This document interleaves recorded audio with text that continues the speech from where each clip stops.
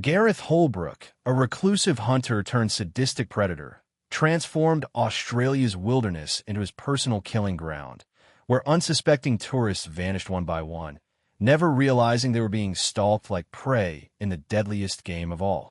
The disappearances began quietly, almost unnoticed, in the early months of 2001.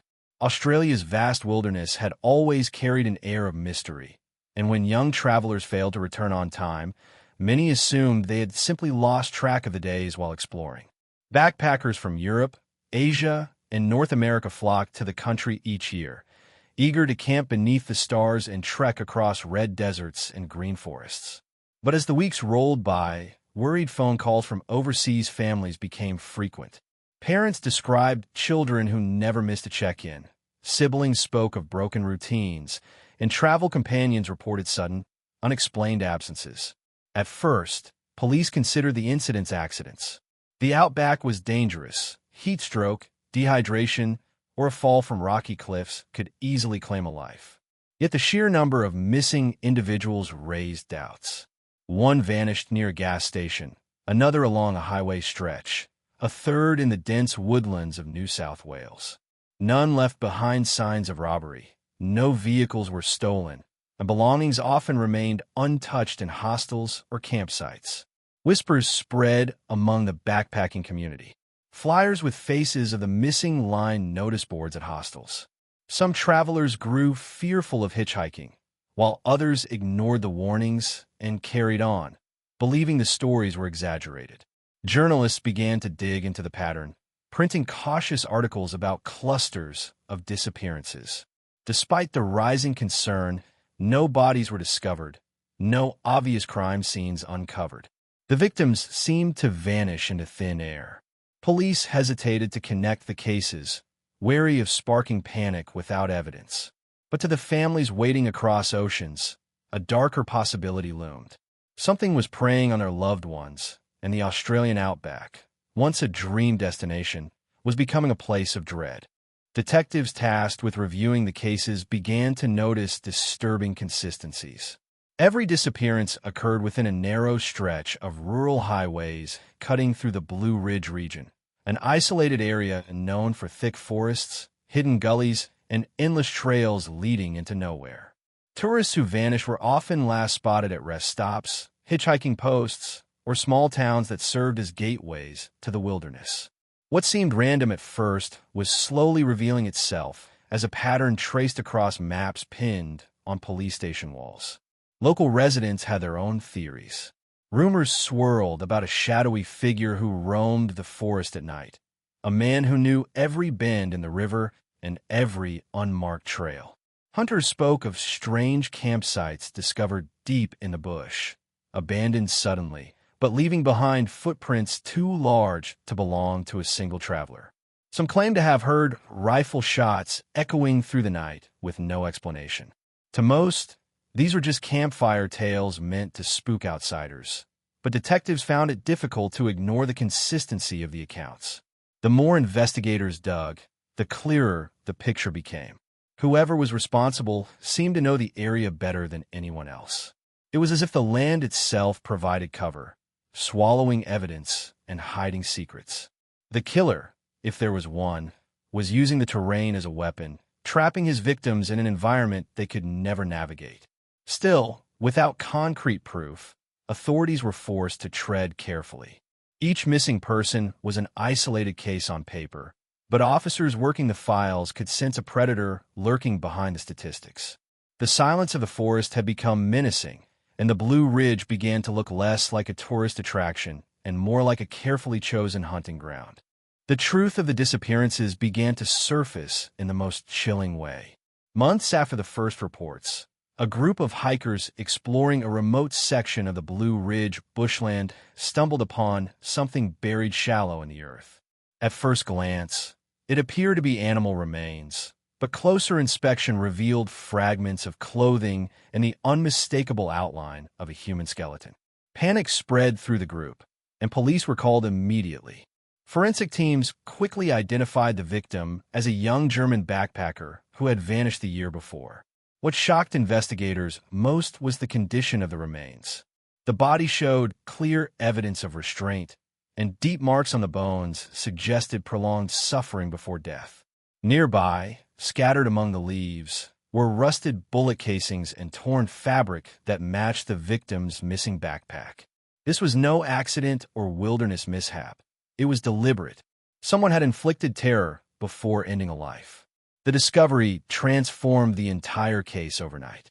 What police once dismissed as isolated disappearances was now officially recognized as the work of a killer. Fear rippled through the local communities, and the international press seized on the story, warning tourists that Australia's scenic forests might hide a predator. Authorities returned to the area with dogs, drones, and search teams. They combed through gullies and ridges, uncovering additional signs of disturbed soil. Each patch raised the terrifying possibility of more graves. Detectives now had their first concrete proof. Someone had chosen the Blue Ridge as a dumping ground. The case was no longer about finding lost travelers. It was about uncovering the methods of a sadistic hunter who treated human lives as disposable prey. The nightmare had only just begun to reveal itself. The horror deepened as investigators widened their search across the dense bushland.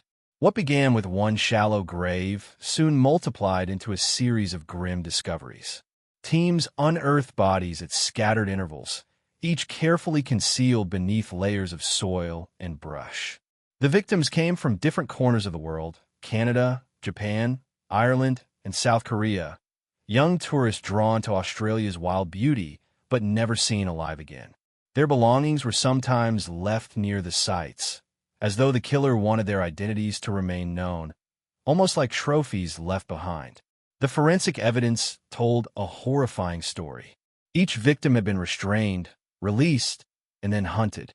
Their wounds revealed patterns of pursuit, gunshot injuries to legs, blunt trauma consistent with being forced to crawl, and in some cases, fractures from desperate attempts to flee. The killer wasn't striking in anger or haste. He was calculating, drawing out the terror, turning the vast forest into a personal hunting arena. Detectives realized they were dealing with someone who possessed an intimate understanding of the land. The graves were hidden in spots unlikely to be found by chance, often marked by subtle changes in the earth only a trained eye could notice. The level of planning was chilling, and it was clear the killer had been perfecting his methods for years. As news spread, backpackers grew increasingly fearful, yet many still ventured into the wild, unaware they were stepping into a killer's playground. For authorities, the pressure mounted. Each new grave uncovered was another reminder of how long this predator had been operating undetected. The scope of his crimes extended beyond murder. It was psychological warfare, a sadistic game in which the forest itself became a weapon against those who entered it. The investigation reached a turning point when forensic teams uncovered an overlooked clue near one of the graves. A fragment of camping equipment, a torn canvas strap, still carried a faint serial number. Tracing it back led detectives to a supply store in a nearby town that specialized in outdoor gear. Store records showed repeated purchases made by the same individual over several years, each transaction linked to a man named Gareth Holbrook. Holbrook was no ordinary customer. Known in the community as a reclusive figure, he lived alone in a run-down cabin near the forest's edge. Locals remembered him as a skilled hunter who had once competed in regional shooting competitions. His reputation for cruelty to animals was whispered about, but rarely challenged, as most people avoided him altogether. He had moved deeper into isolation after a troubled past, abandoning regular work and dedicating himself entirely to survivalist living. Detectives digging into his history found troubling signs. Old acquaintances described his obsession with tracking and killing animals not for food, but for pleasure. When hunting lost its thrill, he turned to more extreme forms of entertainment, boasting that the ultimate challenge was prey that could think and fight back. His name had never appeared on police radars before, but the pattern of his purchases, ammo, tarps, ropes, knives, aligned disturbingly well with the evidence found at the burial sites. For investigators, the pieces were beginning to form a picture. Gareth Holbrook wasn't simply a loner living off the land. He was a predator who had turned the wilderness into his stage.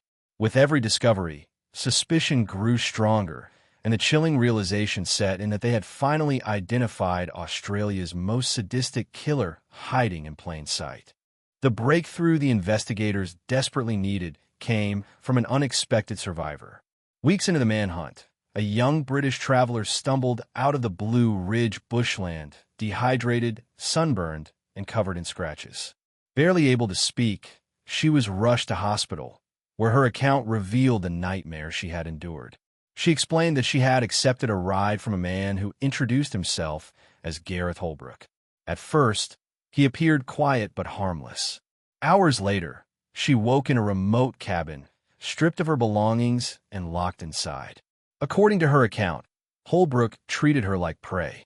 At dawn, he released her into the wilderness with nothing but the clothes she wore. For hours, she ran blindly through the forest, hearing his footsteps and the crack of branches behind her. He fired shots deliberately close, not to kill immediately, but to frighten her into making mistakes. She realized with growing horror that he was toying with her, testing her stamina and terror. Her survival was nothing short of miraculous. She stumbled into a hidden gully where Holbrook's view was blocked, buying her enough time to scramble through thick scrub and reach a disused trail. Exhausted, she collapsed near a dirt road, where passing hikers found her and raised the alarm. Her testimony confirmed everything detectives had feared. The killer wasn't acting out of impulse. He was methodical, staging hunts for his own twisted amusement. For the first time, police had a living witness who could describe not just his face, but his sadistic methods. The nightmare stories of hunted backpackers were no longer speculation. They were fact, and the hunt for Gareth Holbrook intensified with a new urgency. With the survivor's chilling testimony in hand, authorities launched one of the largest coordinated manhunts in Australia's history.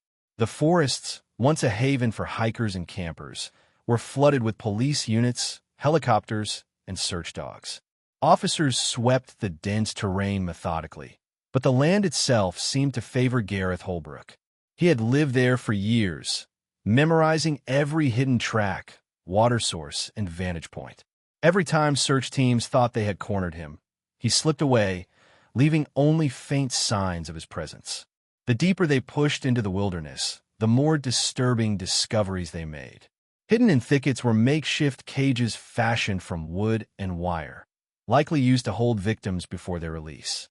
Elevated platforms were found where Holbrook had perched, giving him the perfect vantage to watch his prey. Scattered belongings littered the forest floor, worn-out shoes, shredded backpacks, foreign passports, silent reminders of lives cut short. Each clue painted him not as a madman striking randomly, but as a calculated predator who had built his hunting ground like a trap. Detectives grew increasingly frustrated. Holbrook seemed to anticipate their movements, setting crude booby traps of spikes and snares that slowed progress and injured officers. His survival skills outmatched even seasoned trackers, forcing police to rely on patience rather than speed. Meanwhile, fear gripped the nation. International media covered every update. Families of missing tourists begged for justice, and backpackers abandoned trails that once drew thousands. For weeks, the manhunt dragged on. Holbrook remained a shadow in the trees, taunting authorities without a single word. But investigators knew arrogance often led predators to make mistakes. All they needed was one slip, one careless move, to end his reign of terror in the wilderness. The break investigators had been waiting for came from a local farmer who noticed movement along the riverbank one early morning. He saw a tall, gaunt man emerging from the forest, carrying a rifle slung over his shoulder and a blood-stained backpack. The farmer reported the sighting immediately, and within hours, police units swarmed the area. After weeks of frustration, they finally had a lead that placed Gareth Holbrook outside his stronghold in the bush. Authorities closed in quickly, setting up roadblocks and deploying tactical teams along the river's edge. Holbrook, realizing he was being surrounded, refused to surrender. Instead, he opened fire, forcing police into cover. The tranquil riverbank transformed into a battlefield as bullets cracked through the air. Officers responded with controlled bursts, pushing him back toward the water. Holbrook fought with the same precision he had shown while hunting his victims, using fallen logs and thick brush as cover. He moved with the skill of a soldier, but the overwhelming force against him left little room to escape. Cornered and desperate, he attempted to flee across the shallows, dragging the backpack that investigators believe contained stolen belongings from his prey. The standoff ended violently. A final exchange of gunfire left Holbrook fatally wounded, collapsing onto the mud as the river carried away the last of his strength. When officers searched his bag, they found jewelry, passports, and personal items belonging to several missing tourists, grim trophies that confirmed his guilt beyond doubt. The man who had terrorized the wilderness for years was finally stopped, not in the shadows of the forest he controlled, but in the open, where his cruelty was laid bare for the world to see. In the aftermath of Gareth Holbrook's death, Australia was left to confront the magnitude of his crimes. Investigators pieced together evidence from his cabin, hidden caches in the forest, and the testimony of the lone survivor. What emerged was a disturbing portrait of a man who had devoted years to turning murder into a ritual. He had stalked international backpackers precisely because their absence would not draw immediate attention. He selected victims carefully, studied their routines, and then unleashed his twisted game in the wilderness he knew better than anyone else. Dozens of families across the globe finally received confirmation of what had happened to their loved ones. For some, personal items recovered from Holbrook belongings were the only pieces of closure they would ever have. Vigils were held in cities around the world, photographs of the missing displayed alongside candles, as relatives tried to honor lives stolen far too soon. The grief was raw, but so too was the outrage that one man had been able to carry out such horrors undetected for years. The case left a lasting scar on Australia's image as a destination for adventure seekers. Tourism boards scrambled to reassure travelers of their safety, while police departments restructured their approach to missing persons, vowing never again to dismiss early reports so easily. The story of Holbrook spread far beyond national borders, cementing itself in true crime history as one of the most sadistic series of killings ever uncovered. Even today, hikers entering the Blue Ridge region speak of the unease that lingers. The trees, the silence, and the endless trails are no longer seen as simply natural wonders, but as reminders of a dark chapter when the Outback became a hunting ground for a predator who treated human lives as sport.